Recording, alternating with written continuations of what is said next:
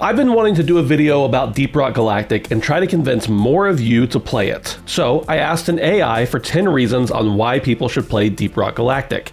I didn't ask the AI on purpose. We'll talk about that a little later, but first, let's jump into the game and let me try to convince you to play it. Deep Rock Galactic is a co-op first-person shooter game developed by Ghost Ship Games and published by Coffee Stain Publishing. It was released in 2020 for Windows and Xbox One after it spent a few years in early access.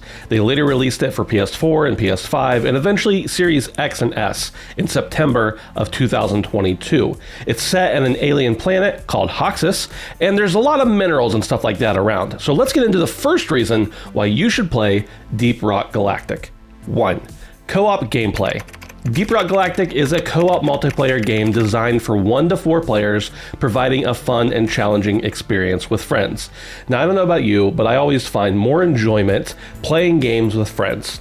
Granted, I love playing single-player games. I love not being bogged down by other people to talk to sometimes, but most of the time, I want to play games with my friends. I love playing this game with friends so much that I deviated for a temporary moment from one of my New Year's gaming resolutions, to play more single-player games and less living games with other people. Not gonna happen! No, not gonna happen! And the beauty of Deep Rock Galactic is that you can play with your friends and complete missions together, and you all advance equally. You share resources, you share missions, and you continue to go through the world and just have a stupid good time. Now, I think that Deep Rock is way better with co-op, with up to 4 players that you can play with. But there is an option for playing with just 1 player as well if that's not your jam, or maybe your buddies aren't around. That's a common problem that happens. But if you want to go in solo mode, there's a little drone named Bosco that can come and help you. Bosco will help you mine things, it'll help you kill enemies, it'll help you carry things even if that's something that your mission asks for. And this creates an opportunity to be able to play Deep Rock in the way you want to play it. If you want to play with 4 players all the time, never play by yourself, you can do that and you'll have a great time. If you want to play with just 1 player, you want to play by yourself, it's a night where none of your buddies are available, you can do that as well. And the game scales in a way that actually lets you have more or less enemies based on how many people are around. But overall, the co-op aspect of Deep Rock Galactic is a huge selling point for me. Now, one thing to note, my only complaint really with this game is that you can't cross-play or cross-progress with everybody. If you're on PlayStation, you pretty much can't play with anybody else. If you're on Steam, you pretty much can't play with anybody else, unless they're on those same platforms. If you're on the Xbox version or the Windows version, you can pair up together, but you can't cross over and you can't carry your account progress over. So that does make it kind of suck because you can't always be together with the people you want to be with, and if you decide you want to hop over to a different platform to play with your buddies over there, any progress you have on your character already is gone. But that is literally the only negative thing I'm going to say in this video, so please stick around. The second thing that the AI told me is that you should play this game because of the action-packed gameplay. Players must fight against hordes of enemies and complete missions in procedurally generated caves.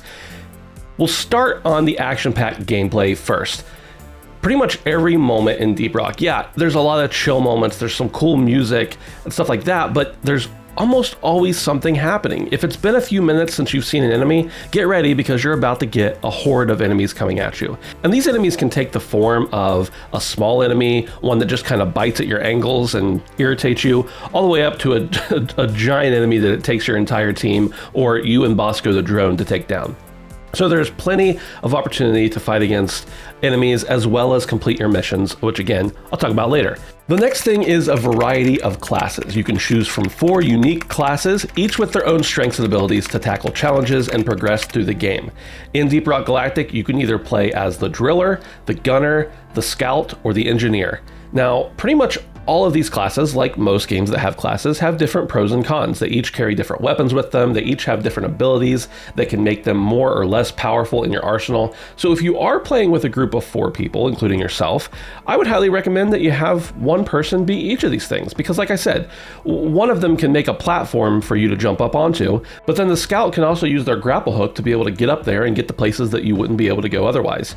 Are you in a tough spot? Do you need a way out very quickly? Well, you can hop onto the driller and just drill right through walls. There's a cooldown and there's upgrades and everything like that, but overall, the driller can just push right through into the next place. The best part about the driller though is he has a flamethrower. Who doesn't love a flamethrower? If you're playing as the engineer, you pretty much know what most engineers have in most games. They have turrets, and this game is no different. There are different perks that let you do more or less damage between the turrets that you put up. You can put up 1 turret or 2 turrets depending on your upgrade path, and you also have the ability to make your guns shoot automatically. And by automatically, I mean that you press a button and they will aim where they're supposed to go, and you will kill your enemies. This character is a lot of fun. All the characters are honestly a lot of fun. Honestly, the engineer is probably my favorite just because of the different platforms that he can make. He can make it so that you can scale walls easily and get up to where you need to go. But he also has the ability to throw platforms down and prevent you from taking fall damage when you fall, something that my buddy Brandon has a hard time with. The fourth thing is exploration. Discover and explore procedurally generated caves filled with minerals and treasure, encouraging players to seek out new challenges. This is gigantic. I don't always love procedurally generated games, but in this case, you're going into different caves around the world and you're trying to find lots of different things. So it's really cool to not know what to expect exactly next. You always know basically the mission structure and the types of enemies you're going to encounter and things like that, but you don't always know where all the little nooks and crannies are, where all the minerals and treasures that you need to find are. And with Deep Rock giving you this procedurally generated cave system, it makes it a different game every time you boot it up. Every mission you go on is going to be a little bit different. You're going to have minerals in different places you didn't expect them. You're going to find treasures in weird spots that didn't seem possible. And really, the exploration of the game just enables you to get a lot more life out of it. And a lot of times games with repeatable missions get a little bit stale because you're going back to the exact same place. Whereas in Deep Rock, you can be doing the exact same mission, and even if the type of environment you're in is exactly the same, it's not going to be structured the way that the other one was. You're going to have a cave over here that wasn't there before, and you're going to have a cliff here that wasn't there in the last time you played this type of missions. So the exploration and the procedural generation in Deep Rock are top-notch. It's the way I personally want procedural generation to work, as opposed to a lot of the games we play that they just do procedural generation so that you don't know where to go, whereas Deep Rock makes it a selling point, in my opinion. The fifth reason is for upgradable gear. As players progress, they can upgrade their gear to improve their chances of survival and increase their effectiveness on missions. This is a really big one because Deep Rock is a game that is, it's a living game. It's a game that you could literally play forever and never be fully maxed out in everything possible. There's, of course, end-game content and everything, but for the most part, you can just play this game over and over as different classes and continue to progress. So one of the big things that there is upgradable gear. Your gear can be made stronger, it can be made to have different perks. You can buy new gear, new armor, different guns, different perks, etc. that really make your gameplay different, even if you're playing the same exact character. And most of the time when you upgrade your gear, it's going to be a slightly better version. Of course, this takes resources that you pick up throughout the world and that you get as rewards for completing missions. And sometimes a gear upgrade can be the difference between whether you complete a mission really quickly or it takes you a long time. Now, the AI doesn't mention this, but I want to bring up cosmetics because it's kind of part of the upgradable gear in my opinion. This game, you buy it and you don't have to spend another dollar. You get cosmetics through unlocking different things, through upgrading your weapons, etc. You don't have to spend any real money. As a matter of fact, there's a battle pass that's totally free. You just earn things and you unlock things. The only thing you can buy after you buy the game is outfits, and that's really gives you no advantage in the game. It just makes it so that your character looks a little cooler. And it's really nice to have a game that doesn't bombard you constantly with asking you for money. Just like, those YouTube channels that ask you to subscribe and like point to the buttons that are all over the screen right now. And, you don't want that in a game. And that's one of the things I do love about Deep Rock is that the cosmetics are purely optional and they're not bombarding you with them in the game. They're just there as an add-on that you can buy if you want to, but you don't have to.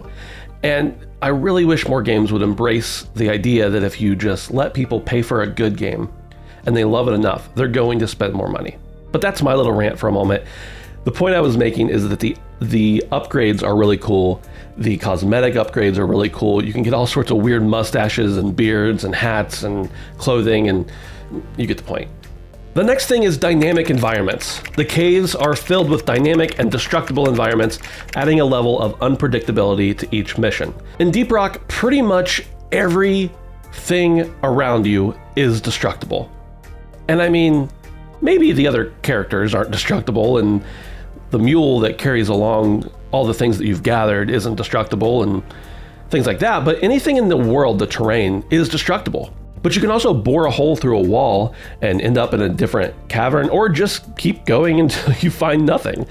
There's really no end to the environments around you, and it makes it really interesting to find out exactly what this one's going to look like. Of course, there are different types of terrain in different maps, and sometimes you'll be in a really dark, dense, wet cave, and other times it'll be super bright with all sorts of flora and fauna around, and it feels alive. And so the nice part about Deep Rock is just that every environment is a little bit different, and all of them you can manipulate in whatever ways that you want.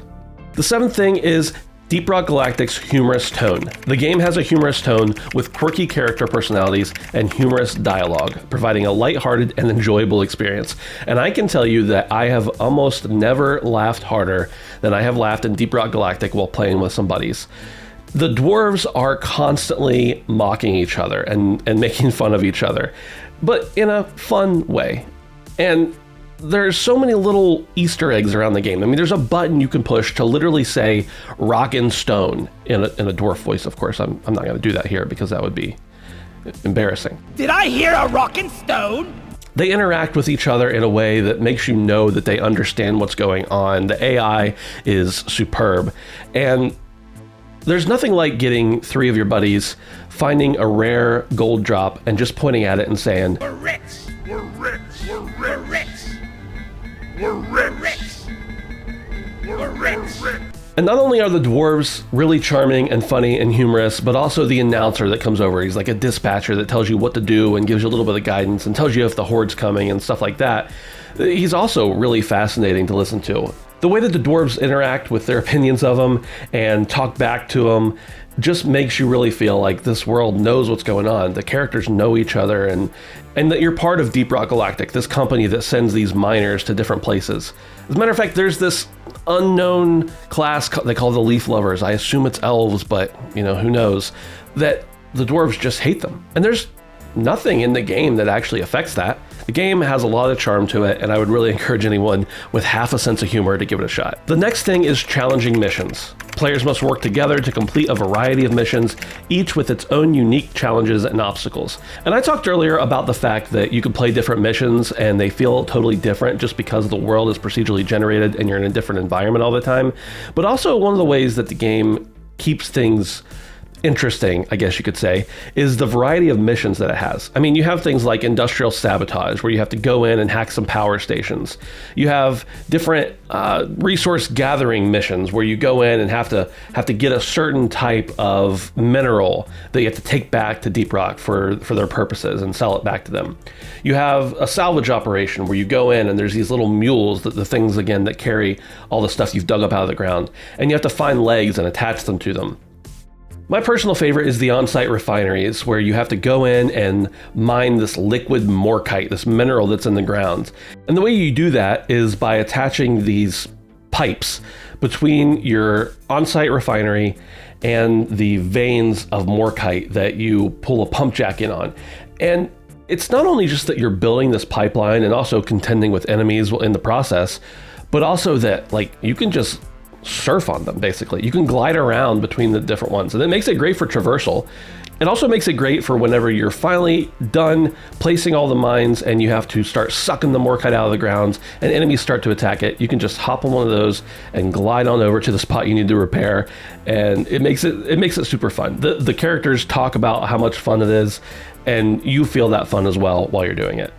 Overall, all the different missions are a lot of fun, whether it's the egg hunt, the salvage operations, the extraction of different things, whatever your type of mission that is your favorite, there's a lot to choose from. There's a lot of things there for everybody. Number 9 is replayability.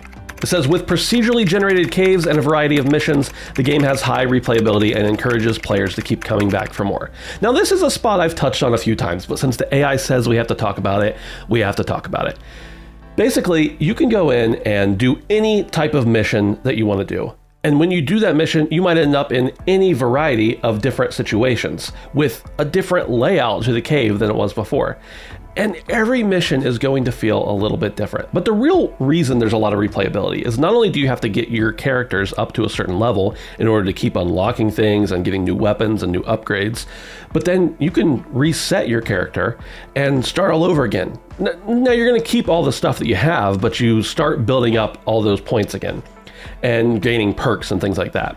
And then once you're totally maxed out on a character, you can just switch over to another character and start building them up, start leveling them up as well. And that way, no matter who you're playing with, anytime you want to play, whatever they're playing, you have somebody to counter that with. You have somebody else that can be an asset to them as well. And the dwarves, all different, the 4 different ones of them have different personalities and different voices, and the way they act is a little bit different. So the replayability in the characters alone is huge. Not to mention the replayability with the different types of missions that you have and the environments that are around you. And community. Community is key for me. The game has a dedicated community of players, providing opportunities for players to connect, share tips, and compete with each other. I'm really impressed that Deep Rock Galactic is so big after a couple years of being out. I mean, the game came out technically in like 2018, and it's just been getting stronger and bigger ever since then. If you want to go on Reddit, or you just want to go into the game itself, you're going to find somebody who's willing to help you do what you need to do. And many times people are just open queuing. They're just playing the game without a bunch of buddies, but they're queuing into a game that has people already playing. And they'll hop in, they'll complete that mission with them, they'll help each other. There's in-game voice chat if that's your thing. You can also turn it off if that's not your thing.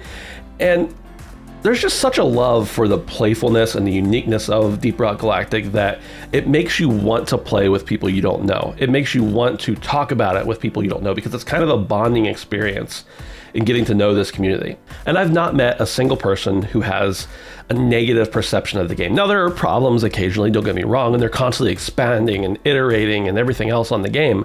But for the most part, Deep Rock Galactic is an awesome game with a fantastic community that wants to be supportive, support the developers, support other players, teach people how to play.